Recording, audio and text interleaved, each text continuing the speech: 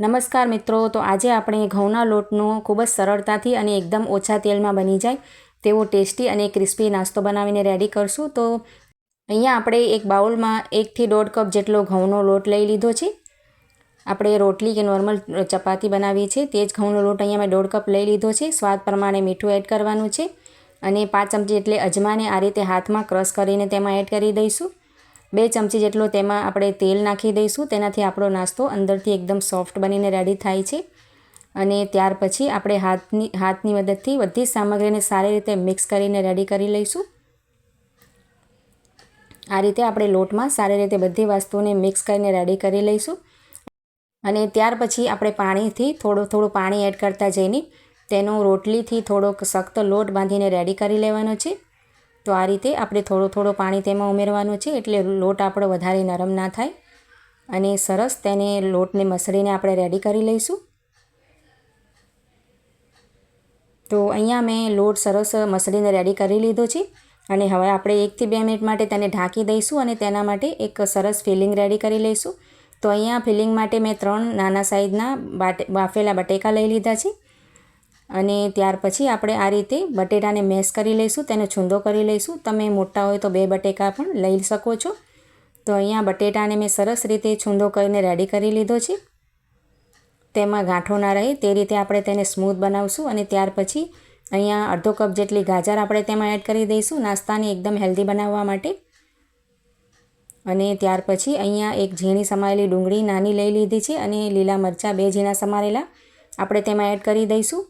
તમે અહીંયા કેપ્સિકમ પણ ઉમેરી શકો છો, જો પણ તમારી પાસે શાકભાજી હોય તેમાં એડ કરી શકો છો। લીલા ઝીણા સમારેલા ધાણા એડ કરી દઈશું, અડધી ચમચી જેટલું મીઠું એડ કરી દઈશું, અડધી ચમચી જીરું આપણે તેમાં નાખી દઈશું, અડધી ચમચી લાલ મરચાંનો પાવડર નાખી દઈશું અને અડધી ચમચી ચીલી ફ્લેક્સ એડ કરવાના છે અને અડધી ચમચી ગરમ મસાલો।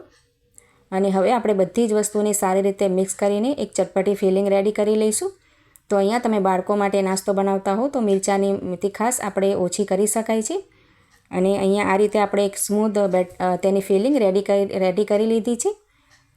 અને હવે આપણે લોટને ચેક કરી લઈશું। તો અહીંયા આપણો લોટ પણ સારી રીતે સેટ થઈ ગયો છે। થોડોક મસળી લઈશું અને તેને આ રીતે તેના લુવા બનાવીને 2 રેડી કરી લઈશું આપણે લોટને। અને ત્યાર પછી આ રીતે તેને કોરો લોટ નાખીને આપણે સારી રીતે તેને વણી લઈશું। તો રોટલીની જેમ જ આપણે તેને વણશું, એકદમ પાતળી સાઈઝની, આપણે વધારે તેની થિકનેસ જાડી નથી કરવાની, એકદમ રોટલીની જેમ નોર્મલ આપણે ઘરમાં બનાવીએ છીએ તે જ રીતે આપણે વણીને રેડી કરી લઈશું। થોડીક મોટી બનાવીશું આપણે।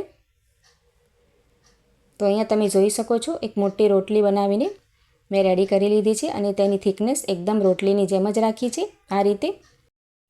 અને ત્યાર પછી આપણે અહીંયા ટોમેટો કેચઅપ લઈ લઈશું અને તેની ઉપર આપણે સ્પ્રેડ કરી દઈશું રોટલી ઉપર। તમે તેની જગ્યાએ ગ્રીન ચટણી પણ લગાવી શકો છો। અને ત્યાર પછી જે બટેકાની ફિલિંગ આપણે રેડી કરી છે ને તે પણ તેની ઉપર સરસ રીતે સ્પ્રેડ કરી દઈશું બધી જ બાજુએ। આ રીતે હાથોની મદદથી આપણે આ રીતે તેને બધી બાજુએ સરસ રીતે પાથરી દઈશું। અને પાથરી લીધા પછી આપણે તેને રોલ કરી લઈશું। આ રીતે તમે જોઈ શકો છો એ જ રીતે ટાઈટ રોલ આપણે તેનો બનાવી લેવાનું છે, આ રીતે કવર કરતા જઈને। અને પછી આપણે હાથથી તેને થોડોક સરખો કરી લઈશું આ રીતે, એટલે સરસ પેક થઈ જાય। અને ત્યાર પછી આપણે એક છરીની મદદથી નાઈફ લઈને આ રીતે બંને બાજુથી પહેલાં કટ કરી લઈશું। તેની સાઈડ્સ બંને બાજુથી સારી રીતે કટ કરીને આપણે તેના પીસેસ કરી લઈશું આ રીતે, વધારે જાડા નહીં પણ એક થોડા પાતળા આપણે આ રીતે પીસેસ કરીને રેડી કરી લઈશું બધા જ પીસેસ। તો આ નાસ્તો ખૂબ જ સરળતાથી અને ખૂબ જ ટેસ્ટી અને ક્રિસ્પી બને છે ફ્રેન્ડ્સ, અને હેલ્ધી પણ છે।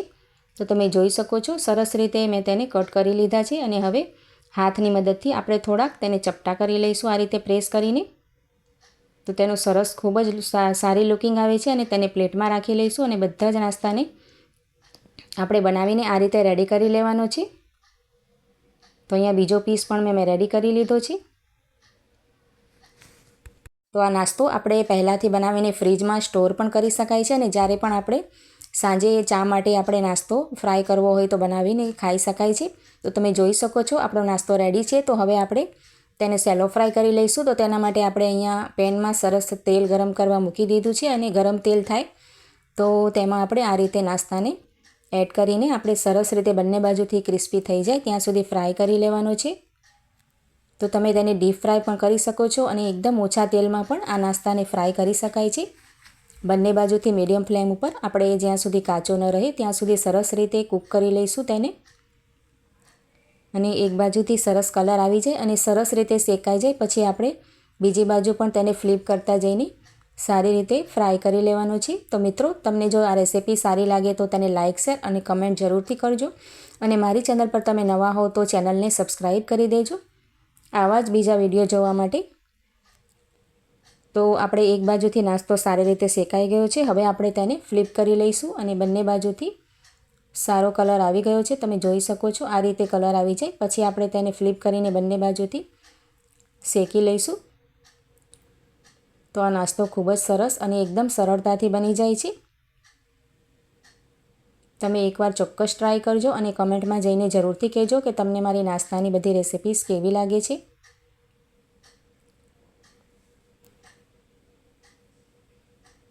તો અહીંયા આપણે નાસ્તાને ફ્લિપ કરી લીધો છે અને બધો નાસ્તો આપણે આ જ રીતે ફ્રાય કરીને રેડી કરી લેવાનો છે. હવે આપણે તેને એક પ્લેટમાં લઈ લઈશું. ખૂબ જ ઓછા તેલમાં અને ઓછી મહેનતે બની જાય તેવો નાસ્તો છે.